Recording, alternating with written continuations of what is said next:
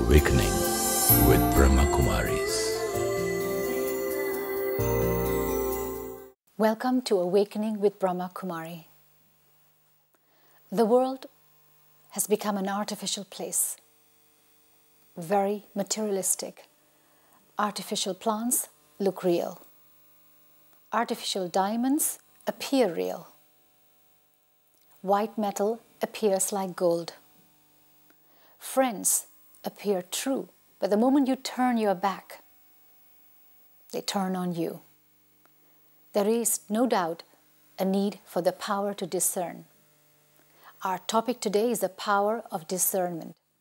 And once again, I'd like to welcome Sister Jayanti, the European Director of Brahma Kumaris. Hello, Om Shanti. Om Shanti, Sister Jayanti. Sister Jayanti, the world and relationships have become artificial. We've become very clever in masking. Appear to be true and genuine to you, but I'm not. My intentions and motives are cloaked with my selfish desires.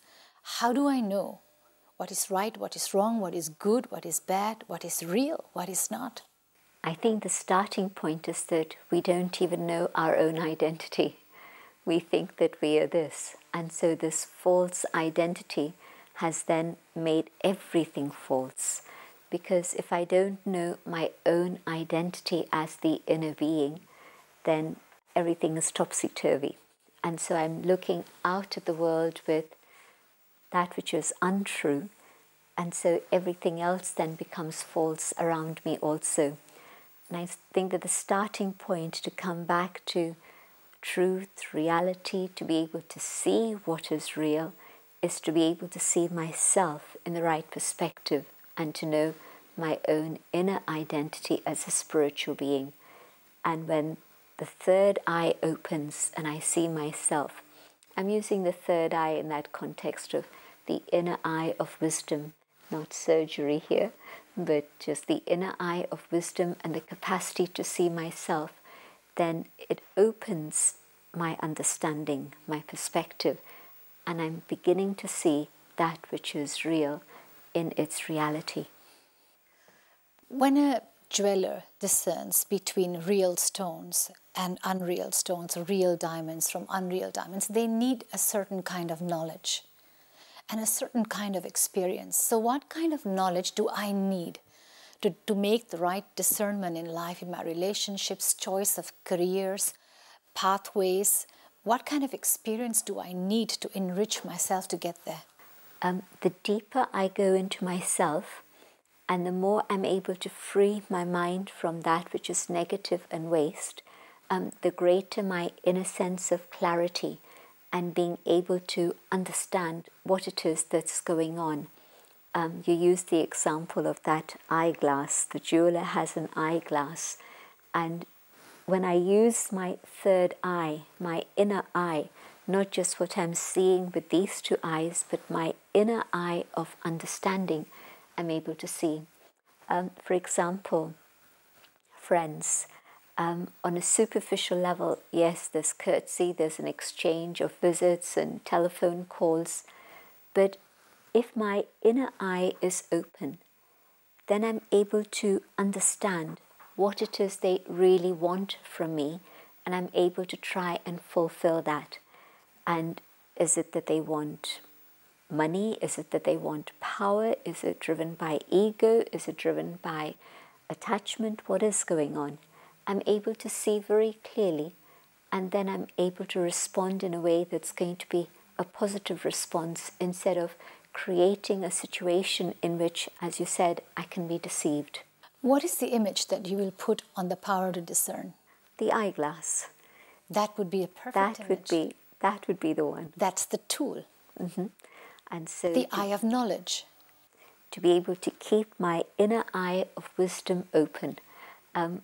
This program is called Awakening, and sometimes this eye is open. I'm awake, and at times this eye shuts again. A bit of dust has clouded my eye. I become distracted by materialistic things, and in that situation, I'm no longer able to perceive the truth and reality, but I'm awake, and I see the truth, I see the reality. So the more I discover my true identity of myself, the more I move away from the clutter of waste, the clearer I can use the eyeglass to discern. That's right, correct. Sounds easy, but why is it that some people, with or without knowledge, are able to decide very quickly? For example, it takes me ages to decide what should I wear today. Why are people able to make career changes so very quickly? There are two separate capacities that we're talking about. One is the ability to see, to discern, and then based on that, then the ability to make a decision and act on it. And so maybe I have that clarity of what is the image that I want to project. And so I'm seeing clearly where I'm going, what image I want to project, and so I decide very quickly what it is I want to wear. Both things are very much connected. Big things, career changes. Again, I can see very clearly what are my own skills, what are the opportunities at the present moment in the world. I've been able to discern that, understand that clearly. Next step, then I decide which way do I want to go. And so both are connected. The clarity of being able to discern precisely and accurately will also give me the capacity, the power to be able to decide what it is I need to do and the steps I need to take. Some people are very clever on a physical level or technical level to be able to find a fault, correct it, and take quick decisions. And yet, for example, the same mechanic that can easily find a fault to a car and repair it, the same mechanic cannot repair its dysfunctional relationship or cannot decide or discern a personality. In recent times, we've been able to identify various levels of intelligence. And so, for example, they have the IQ, the intelligence quotient, which is related to the matters of the physical world, your mechanic, for example. So that's the IQ, the physical level. That's right. The things related to time and space and distance, related to the physical dimension, my IQ will be able to give me an understanding of what I need to do here.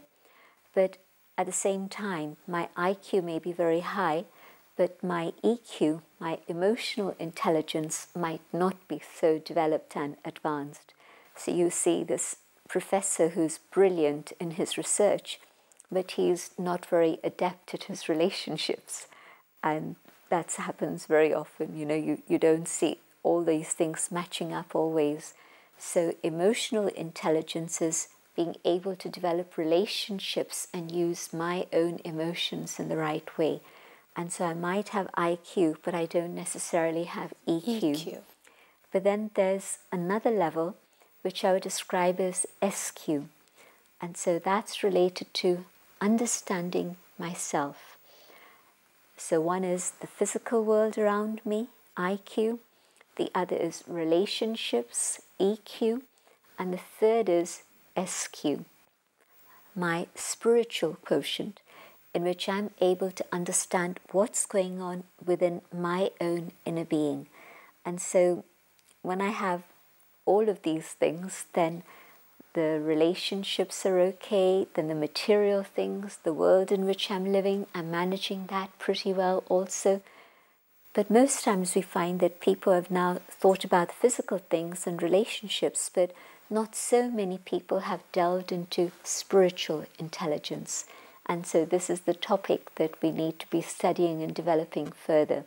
And that is connected very much with developing my decision-making capacity, going into myself and then taking it further. There are some, for example, I can see things clearly. I can see it clearly. I know what I need to do, but I can't decide. What example can I put to that, for example? I can see it. I know what I need to do, but I cannot take the decision to do it. A very simple example. There are many viewers who've been watching this program for quite a while. and they enjoy it, and they feel that yes, these things are beautiful and these things are very useful, but they actually haven't made the decision to say, okay, I'm going to make time in my life and start practicing meditation. And I think it's that hesitation in which they think, well, maybe it's going to take too much of my time. Or maybe if I go into that area, I won't be able to fulfill my other duties and responsibilities. And so they just need to be able to balance this out and see, well, what is the benefit of meditation? And what is the loss that I'm experiencing if I don't meditate? And if I can have that very clearly in my mind, the profit and the loss, then definitely I'll make the decision very quickly. What interferes in my decision making? There's something that interferes in the way I have decided to do. I make a decision, I make the right move, and then I realize after some time, I've made a mistake. You were earlier asking me about images. The image I would use for the capacity for decision making is that of a pair of scales, you know, the old-fashioned variety, where you have the two pans and there's a center point in the middle. And this is why I was saying profit and loss. See, what is the benefit, what is the loss of meditation or whatever, and then you'll be able to decide. When I can't get an accurate decision, it's because the center point on that pair of scales isn't in the center. If it's been deflected to one side or the other side, then I won't get a true reading. And so my decision will be not the right decision. And what deflects my decision-making process, instead of being centered and stable and independent, I've now been swayed by my attachments. And history is littered with 1,000 examples of leaders and kings and politicians who made wrong decisions because of their attachments to individuals or to a group of people. And so they weren't able to be absolutely focused and centered and say, this is now what I need to do, and be able to go ahead and do it. And that is what is going to bring benefit for me or my people. So the interference is attachment. That's one interference. And the other interference is desires. Desires. Desires. My desire for power, my desire for wealth, or my desire for property.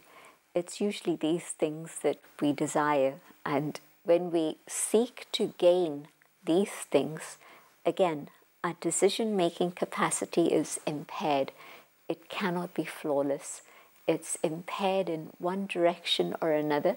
And of course, for a little while, maybe it seems that things are going my way. I may be accumulating more money. I might be doing things. But then at some point, it catches up with me and I realize that I've made a mistake. The power of example, for example. When a child cannot make a decision, an important decision, but he brings about the image of his mother as a mentor and says, if my mother was here, what would she do? And instantly an answer would come. Or a father or a child sits on the father's desk, and the father's left his body and he sits on the desk to take on the company.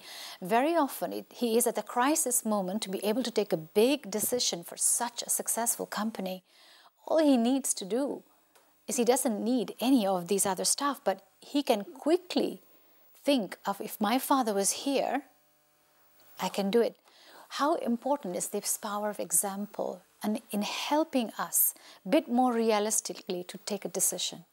You're talking about a situation in which we used to have role models, in which mothers were truly role models, in which fathers truly were examples of high character and high discipline and high ideals.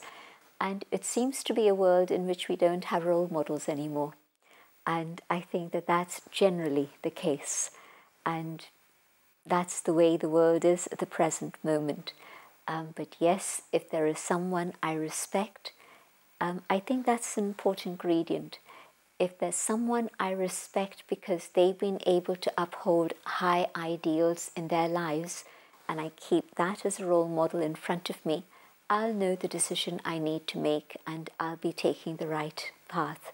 But the world lacks role models now, and so this is why I think we have to trust our own inner conscience and be able to come to that state in which we've cleared the mind of the clutter. We've been able to understand clearly the difference between the spiritual ideals which I need to hold in my life, my own inner values, and let those be a guide for me. So this is very important. Your own integrity can become the source or the space where you take that decision. For example, I value peace. For example, I value love. I hold on to this value. I use them to take or become a stepping stone to take decisions. If at the end of the day, I've been true to my own values and my decision has been based on, is this coherent with my own innate values, I'll be able to sleep comfortably at night.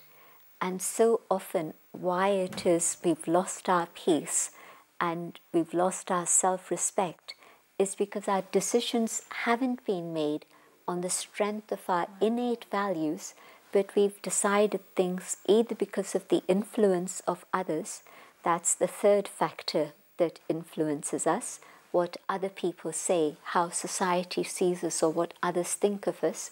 And so if my decisions have been based on that, then I'm at odds with myself and I'm not very comfortable.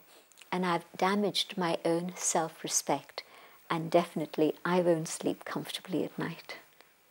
So it's very important to stay clear, be true to yourself, and yet stay clear of the influence of others. That would lead you to become a quick decision maker.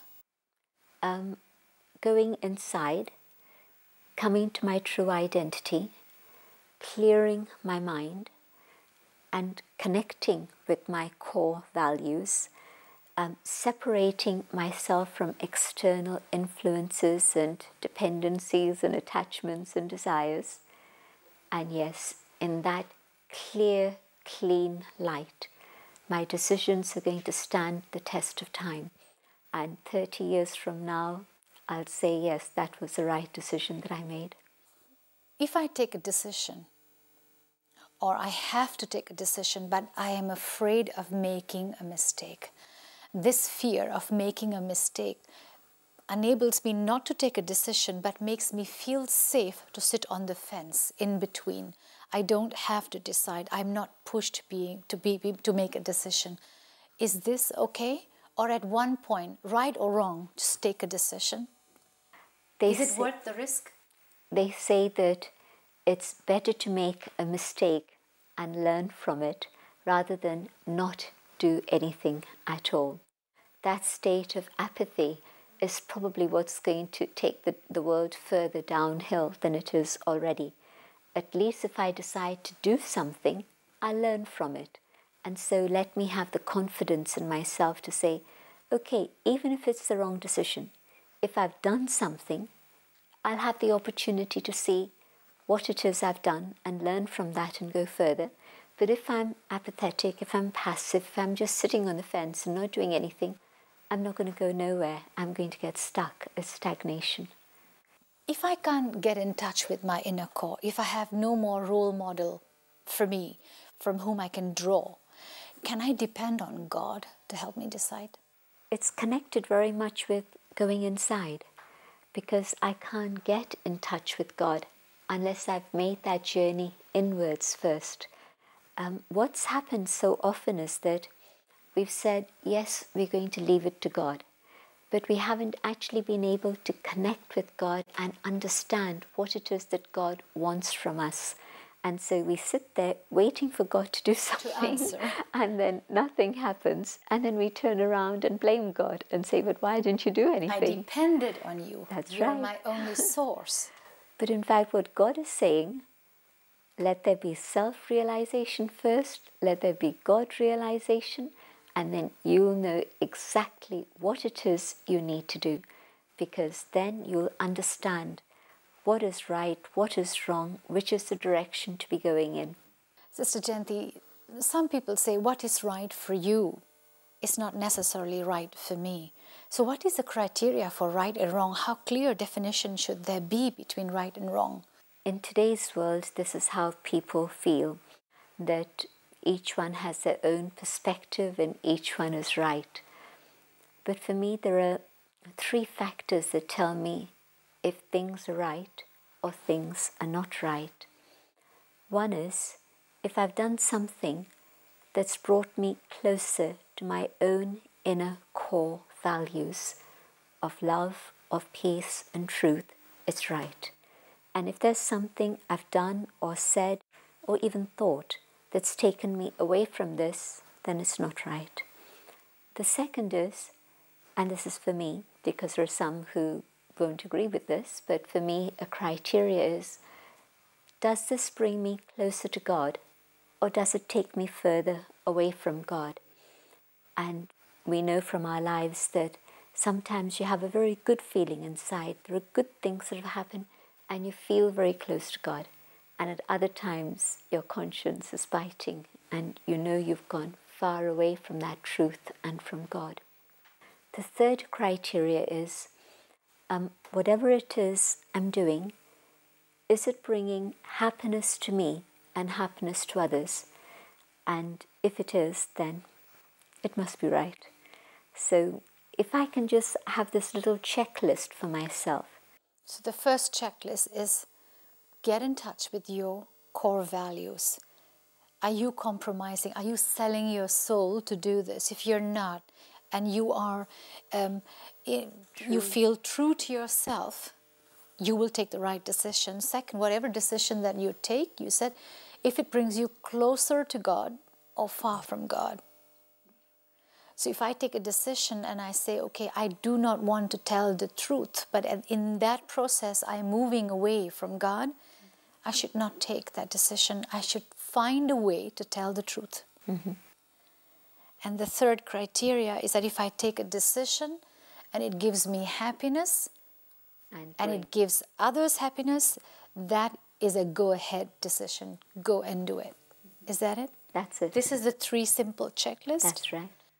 And it's very quick. You don't need to open up a textbook to check, because when you're in that situation, you have to decide very quickly. And so I use these 3 factors to be my guiding light. Thank you very much, Sister Jayanti. Could you take us into this experience where we can sharpen our power of discernment? As I sit quietly, I reflect on the things that I've just heard, and I see, what is it that is clouding my mind?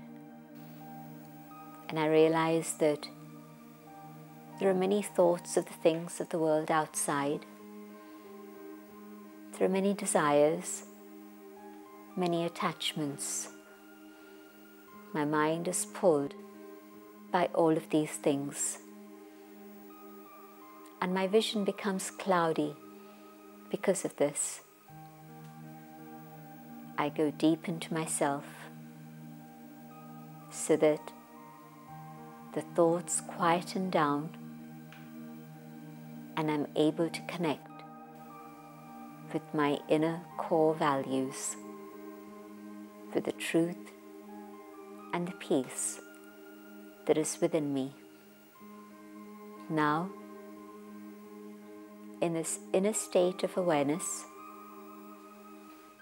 the inner eye of wisdom opens, and I look out into the world and I see that there are definitely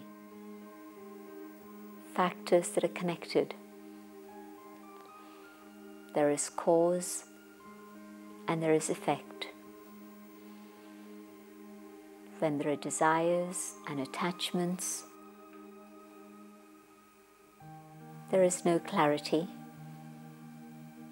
and the things I have done based on these have led to much pain and sorrow, with my inner eye,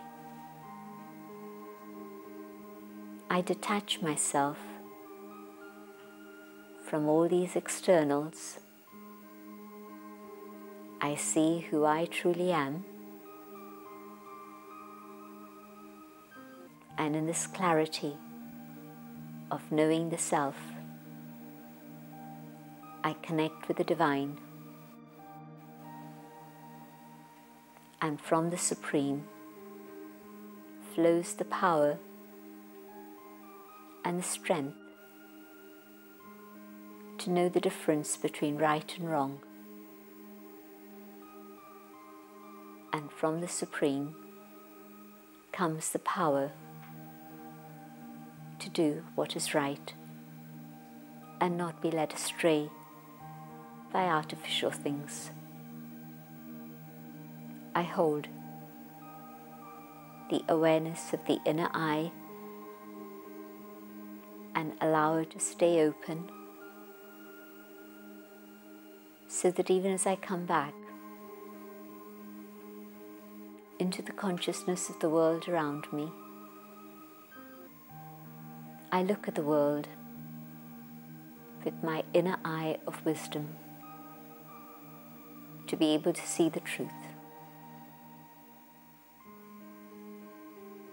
Om Shanti. Om Shanti. The power to discern, probably one of the most important powers that we need to sharpen in today's life.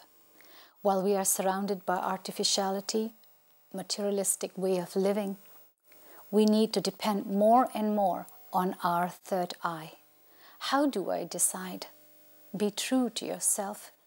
Connect to the higher source, the supreme source. But don't forget to be comfortable with your own values. Get in touch with your core values before you take any decisions. Once again, thank you, Sister Jayanti, for joining us today. For your comments, for your opinions, please do not hesitate to call or email us at the following address. If you wish to discuss your problem or have a question to ask or want to know your nearest Rajyoga Meditation Center, call us on 099 99 744 555. Om Shanti Om. I'm a peaceful soul. Om Shanti Om. I'm a peaceful soul. Ye Dwani Mangal Dwani hai. Om Shanti Om. This sound is a sacred sound. Om Shanti.